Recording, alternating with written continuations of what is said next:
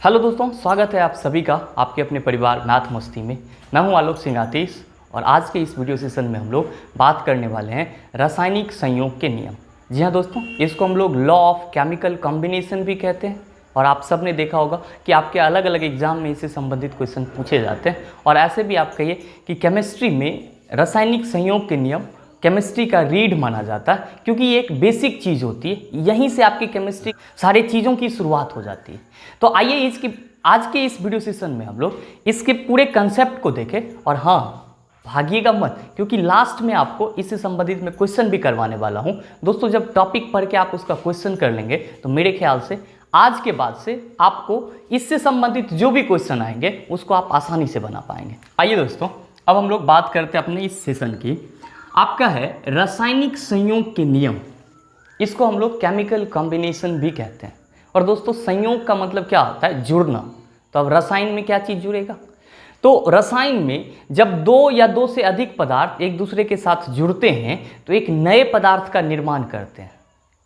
Chemistry में जब दो या दो से अधिक पदार्थ एक दूसरे के साथ जुड़ते हैं तो एक नए पदार्थ का निर्माण करता है, और इसी को हम लोग रासायनिक संयोग कहते हैं। और प्योर केमिस्ट्री के भाषा में, शुद्ध केमिस्ट्री की भाषा में रासायनिक संयोग को ही हम लोग रासायनिक अभिक्रिया कहते हैं। क्या कहते हैं? रासायनिक अभिक्रिया।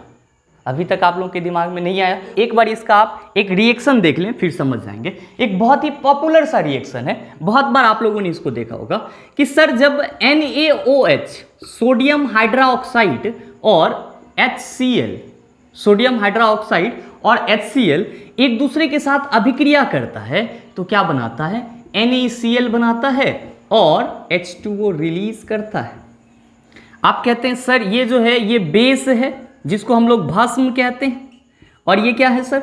एसिड है जिसको हम लोग क्या कहते हैं? अम्ल कहते हैं। और ये आपका क्या है? सॉल्ट है, इसको हम लोग क्या कहते हैं? लवण। और ये आपका वाटर, जल, जिसको हम लोग कहते हैं। आप लोगों ने पढ़ा है पहले से कि जब एसिड और बेस एक दूसरे के साथ रिएक्ट करती है तो सॉल्ट और वाटर बनाती है।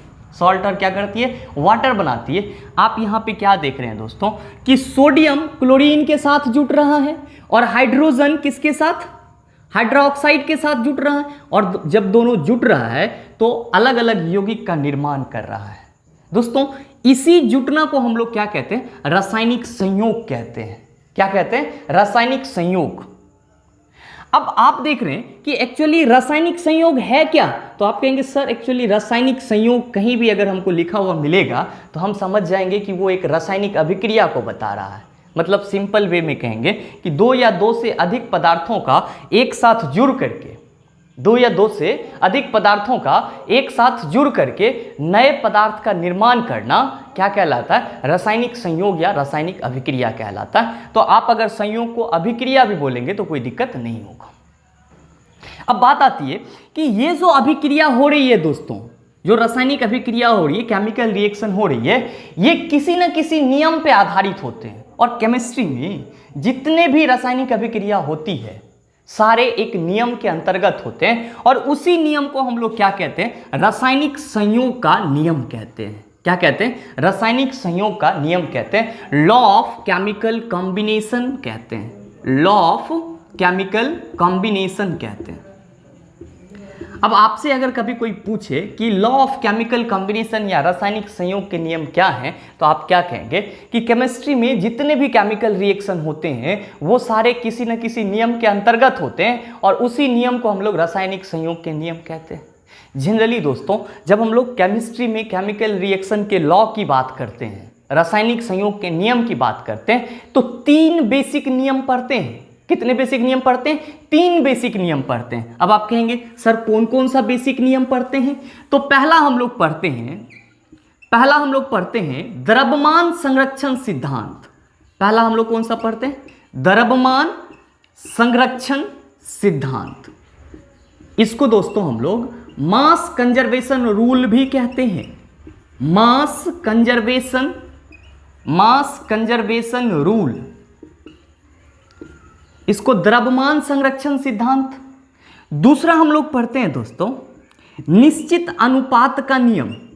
निश्चित अनुपात का नियम, निश्चित अनुपात का नियम। इसको दोस्तों हम लोग क्या कहते हैं, लॉ ऑफ कांस्टेंट प्रोपोर्शन।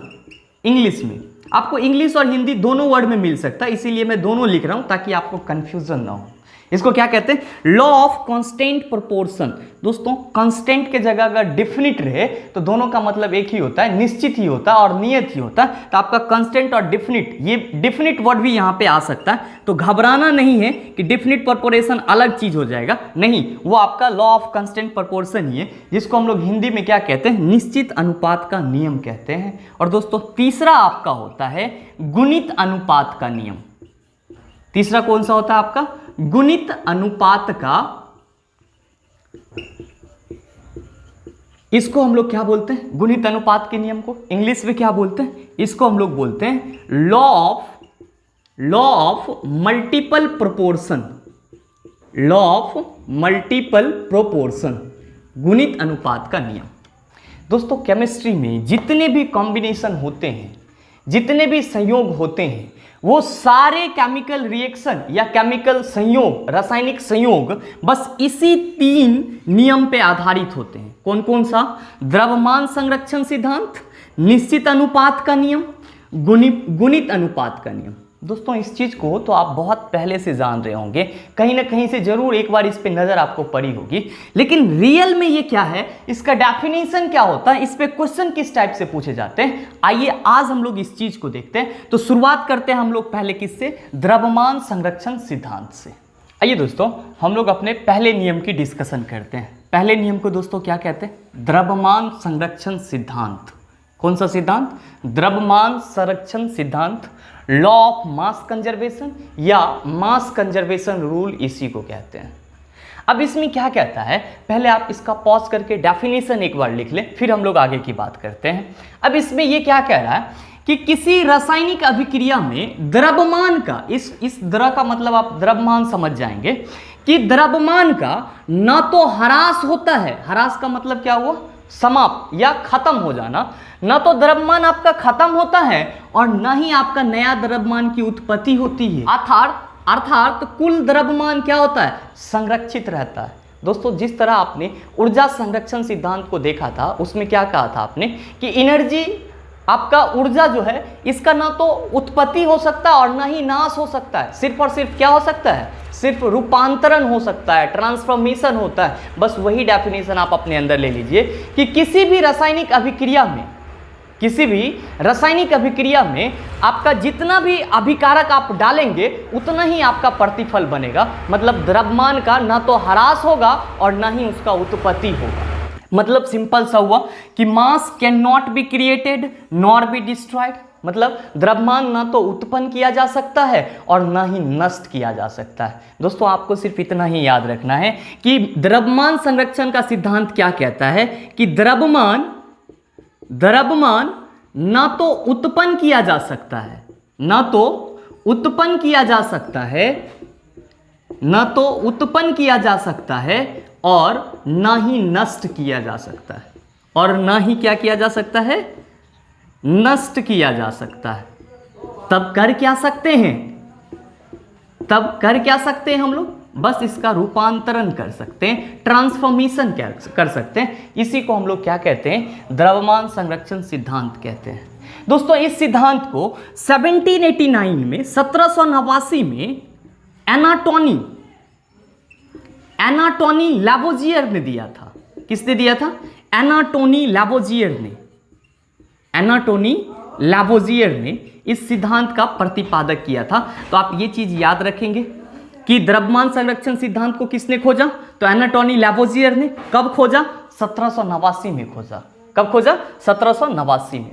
आप में से बहुत सारे के मन में आप कहेंगे कि सर ये डेफिनेशन तो मैं समझ गया ये, लेकिन इसका एग्जाम्पल आज तक सेट नहीं हो पाया कि कैसे होगा।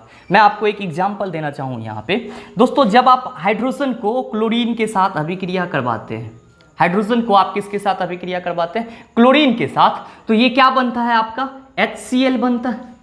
अब द्रव्यमान संरक्षण सिद्धांत क्या कहता है कि द्रव्यमान जितना हम अभिकारक डालेंगे, दोस्तों जो चीज आपका रासायनिक अभिक्रिया में भाग लेता है उसको हम अभिकारक कहते हैं। तो मैं यहाँ पे अगर अभिकारक बोलूँ तो आप लोग कंफ्यूज मत होइएगा। अभिकारक और जो आपका बन के तैयार होता है उसको हम लोग प्रतिफल कहते हैं। आपने देखा कि द्रव्यमान किसी भी रासायनिक अभिक्रिया में द्रव्यमान ना तो उत्पन्न किया जा सकता और ना ही नष्ट, सिर्फ और सिर्फ रूपांतरण होगा। इसका मतलब यह हुआ कि जितना अभिकारक डालेंगे उतना ही प्रतिफल बनेगा। आप कहेंगे कैसे? तो हाइड्रोजन का परमाणु भार कितना होता है? 1। क्लोरीन का परमाणु भार कितना होता है? तो आप कहेंगे सर 35.5। अब हम इधर आते हैं, HCl बना है, आप इसका आणविक भार निकालिए। हाइड्रोजन का कितना? 1। क्लोरीन का कितना? 35.5। अब इस आप दोनों को जोड़ दीजिए, 36.5 हो जाएगा, और ये इधर भी कितना हो जाएगा? 36.5। मतलब ये क्या हो रहा है आपका? बराबर हो रहा है। इसी को तो हम लोग कहते हैं द्रव्यमान संरक्षण का सिद्धांत। इधर भी देख रहे हैं कि सबका परमाणु द्रव्यमान कितना है? 36.5, और इधर भी आपका इसका द्रव्यमान कितना है? 36.5। दोस्तों ये रूल आपका जितने भी केमिकल रिएक्शन हैं उन सब के लिए लागू होता है। मतलब सीधे सीधे ये रूल कहता है क्या, कि किसी भी रासायनिक अभिक्रिया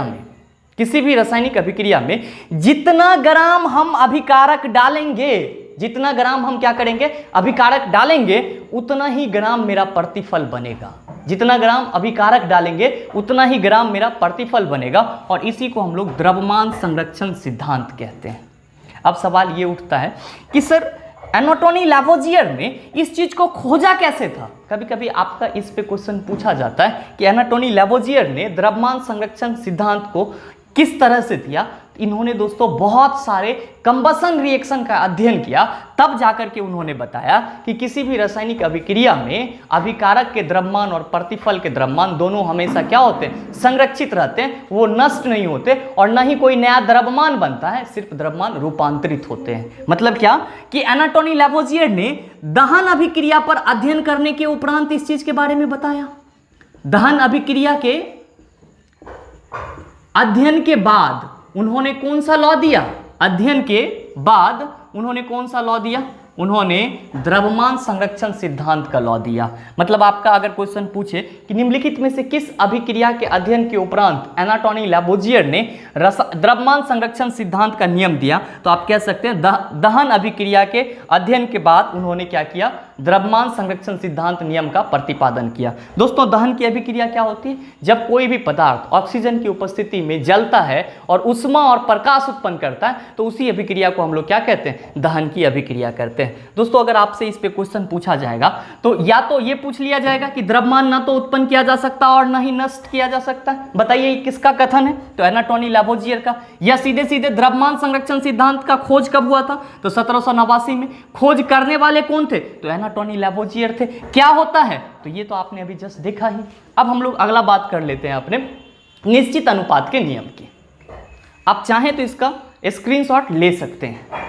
आइए दोस्तों अब हम लोग अपने दूसरे नियम की बात करते हैं। दूसरा नियम आपका क्या कहता है? स्थिर अनुपात का नियम। इसको हम लोग लॉ ऑफ कांस्टेंट प्रोपोर्शन या लॉ ऑफ डेफिनिट प्रोपोर्शन भी कहते हैं। आप चाहें तो पॉज करके इसका डेफिनेशन लिख सकते हैं, या फिर आप समझ सकते हैं ये क्या कहता है कि किसी भी रासायनिक यौगिक में एक ही प्रकार के तत्व भार के विचार से हमेशा एक निश्चित अनुपात में होते हैं। क्या कहता है कि कोई भी आपका केमिकल कंपाउंड होगा, कोई भी यौगिक होगा, उसमें जो तत्व होंगे वो हमेशा एक निश्चित अनुपात में संयोग करेंगे। आप कहेंगे कैसे संयोग करेंगे? आइए देखते हैं। जैसे कि आप एक बहुत ही पॉपुलर एग्जांपल, बहुत बार आपसे एग्जाम में क्वेश्चन पूछा भी जाता है, तो ऑब्वियस सी बात है हम भी उसी को लेंगे। जैसे कि हम बात कर लेते हैं H2O का, वाटर का, फिर हम बात कर लेते हैं हाइड्रोजन परऑक्साइड का, H2O2 का, ठीक है। अब फिर हम लोग बात कर लेते हैं कार्बन डाइऑक्साइड का। ये तीन चीज की हम लोग बात करते हैं।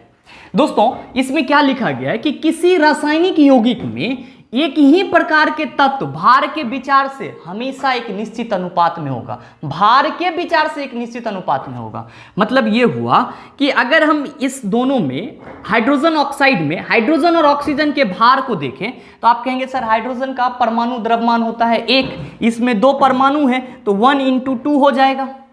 और भार के विचार से मतलब इसके भार का अनुपात लेना है तो 1/2। अब यहां पे ऑक्सीजन का भार कितना होता है? 16। तो हम क्या कहते हैं कि 1 दूना 2 और 16, ये 2 से 2 1 जा और 2 8 जा। मतलब क्या कि भार के विचार से हाइड्रोजन और ऑक्सीजन, वाटर में हाइड्रोजन और ऑक्सीजन का जो रेशियो है वो कितना है? 1:8 है। कितना है? 1:8 है। अब इस नियम के अकॉर्डिंग अब आप पानी चाहे वर्षा का जल लो, रेन वाटर लो, या आप गंदे नाली से ले लो, या आप लैब में तैयार कर लो, कहीं भी तैयार करोगे, हर एक सिचुएशन में जो वाटर है उसमें हाइड्रोजन और ऑक्सीजन का जो अनुपात होगा वो 1:8 ही होगा, 1:8 ही होगा। दोस्तों इसी को हम लोग क्या कहते हैं, निश्चित अनुपात कहते हैं। क्या कहते हैं, निश्चित अनुपात कहते हैं।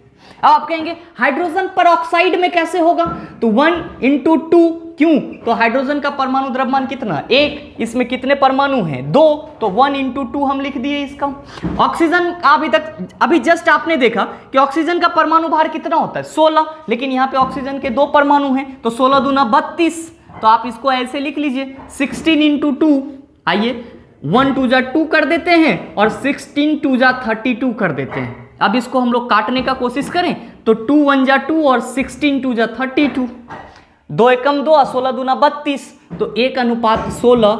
अब आप यहां भी कहेंगे कि हाइड्रोजन परऑक्साइड कहीं भी होगा, किसी भी रूप में होगा, अगर वो हाइड्रोजन परऑक्साइड है तो उसमें हाइड्रोजन और ऑक्सीजन का जो रेशियो होगा वो 1:16 होगा और ये निश्चित होगा, कभी भी चेंज नहीं होगा। एक और समझ लेते हैं कार्बन डाइऑक्साइड का। कार्बन का दोस्तों एटॉमिक नंबर होता है 12, ऑक्सीजन का 16, तो 16 दूना 32, 12 और 32 का हम क्या करते हैं, रेशियो निकाल लेते हैं, तो 2 छाके 12, 16 दूना 32, 2 तिया 6, 2 अट्ठे 16, मतलब आप यहाँ पे क्या देख रहे हैं कि कार्बन डाइऑक्साइड 3:8 के रेशियो में है। अब ये कार्बन डाइऑक्साइड हमेशा, कार्बन डाइऑक्साइड में कार्बन और ऑक्सीजन का जो अनुपात होगा भार के विचार से वो क्या होगा, 3:8, 3 क्या होगा, 8 होगा। और ये जो आपका भार है ये हमेशा इसी निश्चित अनुपात में होगा, कहीं भी परिवर्तन की कोई गुंजाइश नहीं होगी। दोस्तों इसके बारे में, इस चीज के बारे में कौन बताया था, तो इस चीज के बारे में जोसेफ प्राउस्ट नामक वैज्ञानिक ने बताया था। कौन बताया था, जोसेफ प्राउस्ट नामक वैज्ञानिक ने बताया था। तो दोस्तों आपसे आपके एग्जाम में पूछा जाता है कि किसी रासायनिक यौगिक में एक ही तत्व भार के विचार से एक निश्चित अनुपात में होते हैं, यह कथन किसका है, तो जोसेफ प्राउस्ट का है। किसका है, जोसेफ प्राउस्ट का है। नेक्स्ट इस पे क्वेश्चन पूछा जाता है कि किसी रासायनिक यौगिक में उसके अवयवी तत्व भार के विचार से हमेशा डैश होते हैं, तो हमेशा एक निश्चित अनुपात में होते हैं। दोस्तों इसी पूरा लॉ को हम लोग स्थिर अनुपात का नियम, लॉ ऑफ कांस्टेंट प्रोपोर्शन और लॉ ऑफ डेफिनिट प्रोपोर्शन बोलते हैं। उम्मीद करते हैं कि आप ये चीज समझ गए होंगे। अब हम लोग तीसरे लॉ की बात कर लेते हैं। आइए दोस्तों अब हम लोग समझते हैं गुणित अनुपात का नियम। दोस्तों इसको हम लोग लॉ ऑफ मल्टीपल प्रोपोर्शन कहते हैं। लॉ ऑफ क्या कहते हैं, मल्टीपल प्रोपोर्शन। अभी इससे पीछे के आपके एग्जाम जो हो रहे थे, मतलब 2018 से पहले का, उसमें आपको आपके एग्जाम में रासायनिक संयोग के 2 ही नियम से क्वेश्चन पूछे जाते थे, जो आपको मैंने पीछे 2 बताया, द्रव्यमान संरक्षण सिद्धांत और निश्चित अनुपात का नियम। ट्रेंड बदला, अब के अभी जो एग्जाम हो रहे हैं, चाहे वो एसएससी का हो, रेलवे का हो, किसी भी चीज़ का एग्जाम हो, उसमें आपको इस नियम से भी आपको क्वेश्चन पूछे जाते हैं। लॉ ऑफ मल्टीपल प्रोपोर्शन कहते हैं, गुणित अनुपात का नियम कहते हैं। सबसे पहले इसकी बात कर लेते हैं कि इसको दिया कौन था। तो याद रखेंगे जो परमाणु का सिद्धांत दिया था, परमाणु सिद्धांत या परमाणु थ्योरी जो दिया था, कौन दिया था, जॉन डाल्टन। उसी ने इसको भी दिया था। कब दिया था, तो भाई 1803 में जॉन डाल्टन ने इस चीज का खोज किया था या इसके बारे में बताया था। 1803 में जॉन डाल्टन ने क्या किया, गुणित अनुपात का नियम दिया, लॉ ऑफ मल्टीपल प्रोपोर्शन का नियम दिया। अब ये नियम होता क्या है, ध्यान से देखिएगा, एक बार में समझ जाइएगा क्या कहता है। ये बड़ा सा आप डेफिनेशन से मत घबराइएगा कि ये क्या है, बहुत इजी वे में है, बस समझने के लिए मैंने इसको लिखा है कि जब 2 तत्व परस्पर संयोग करके या 2 तत्व एक दूसरे के साथ जुड़ के 2 या 2 से अधिक यौगिक बनाते हैं, कोई भी तत्व जब किसी अन्य तत्व के साथ जुड़ करके एक या एक से अधिक यौगिक बनाते हैं, जैसे कि बात कर लेता हूं कि सर हाइड्रोजन और ऑक्सीजन जुड़ता है तो ये क्या क्या बनाता है, तो ये 2 चीज बनाता है। पहला जल बनाता है, वाटर बनाता है, और दूसरा हाइड्रोजन परऑक्साइड बनाता है। क्या बनाता है, हाइड्रोजन परऑक्साइड बनाता है। मैंने यही बात करा कि जब 2 तत्व परस्पर संयोग करते हैं तो 2 या 2 से अधिक यौगिक का निर्माण करेगा, या आप सिंपल वे में कहें कि जब 2 तत्व परस्पर संयोग कर 2 या 2 से अधिक यौगिक बनाते हैं एक से अधिक यौगिक बनाते हैं, तो आप यहाँ पे देख रहे हैं कि हाइड्रोजन और ऑक्सीजन दो तत्व हैं, ये एक दूसरे के साथ अभिक्रिया करेंगे और ये दो या दो से अधिक यौगिक, तो यहाँ पे दो यौगिक बना रहा है जल और हाइड्रोजन परऑक्साइड। क्या कह रहा है कि तब उनमें एक तत्व के विभिन्न भार जो दूसरे तत्व के एक निश्चित भार से संयोग करते हैं हमेशा एक सरल अनुपात में होते हैं, परस्पर सरल अनुपात में होते हैं। अब आप कहेंगे सर ये कैसे? तो देखिए यहां पे कह रहा है कि जब दो या दो से अधिक यौगिक बनेगा तब उसमें से एक कोई जो तत्व होगा वो दूसरे तत्व के निश्चित भार से संयोग करेगा और तब जो उसका अनुपात होगा वो हमेशा एक सरल अनुपात होगा। आप कहेंगे नहीं समझे, कोई दिक्कत नहीं है। वाटर बनेगा, हाइड्रोजन जब ऑक्सीजन के साथ रिएक्शन करा तो क्या बना? वाटर, H2O बनाया। अब यहाँ पे आप हाइड्रोजन और ऑक्सीजन के भार का अनुपात लो तो क्या कहते हैं सर कि हाइड्रोजन यहाँ पे 2 परमाणु है तो 2 हो जाएगा, ऑक्सीजन का कितना है आपका 16, तो ये 2 अनुपात 16 हो गया, तो 2:1:8। अब हाइड्रोजन परऑक्साइड है दोस्तों तो H2O2 होता है, तो आइए H2O2 इसका भी हम रेशियो लेते हैं। तो हाइड्रोजन का कितना 2, एक होता है इसका परमाणु भार लेकिन इसमें 2 परमाणु हैं तो 1:2 तो 2 हो जाएगा, इसको हम 2 लिख देते हैं। और ऑक्सीजन यहाँ पे एक परमाणु का भार होता है 16, 2 का कितना होगा 32। तो आप यहाँ पे देखिए कि 2 1 जा 2 और ये 16 2 जा 32। अब आपको इस दोनों अनुपात में क्या चीज दिख रहा है? आपको दिख ना रहा है कि हाइड्रोजन का एक स्थिर अनुपात है, एक हाइड्रोजन का एक स्थिर अनुपात एक इसमें भी है और इसमें भी है, इसमें भी है और इसमें भी है। अब हाइड्रोजन के स्थिर अनुपात या स्थिर द्रव्यमान 1 से ऑक्सीजन का मल्टीपल द्रव्यमान अभिक्रिया करता है। कौन कौन सा? तो एक बार ऑक्सीजन का 8 वाला द्रव्यमान और एक वाला ऑक्सीजन का 16 वाला द्रव्यमान। तो आपको हो गया ना कि एक तत्व के विभिन्न भार, तो ऑक्सीजन के विभिन्न भार क्या करते हैं दूसरे तत्व के एक निश्चित भार, तो हाइड्रोजन के निश्चित भार से अभिक्रिया कर रहा है दोनों में। ये दोनों हमेशा जब भी होता है सरल अनुपात होता है। आप कहेंगे नहीं समझे, एक बार और समझ लीजिए एक एग्जांपल से। दोस्तों कार्बन और ऑक्सीजन जब अभिक्रिया करता है, कार्बन और ऑक्सीजन जब अभिक्रिया करता है तो भी ये 2 चीज बनाता है। आप कहेंगे कौन कौन सा चीज बनाता है? तो पहला कार्बन डाइऑक्साइड बनाता है, CO2 बनाता है, और दूसरा आपका कार्बन मोनोऑक्साइड बनाता है। क्या बनाता है? Carbon monoxide. आप यहां भी देखेंगे क्या कि जब आप कार्बन डाइऑक्साइड के इसके भार का अनुपात निकालेंगे इसके तत्वों का, तो कैसे? कार्बन का होता है सर 12 और ऑक्सीजन का कितना होता है 32, तो 12 और 32 नहीं 16, यहाँ पे 2 परमाणु है तो 16 2 जा 32 हो जाएगा। तो यहाँ पे 12 अनुपात हम 32 लिख दिए। अब यहाँ पे 2 छाक है 12, 2 16 2 32, 2 3 6, 2 8 16, यहाँ पे 3 अनुपात 8 आ गया।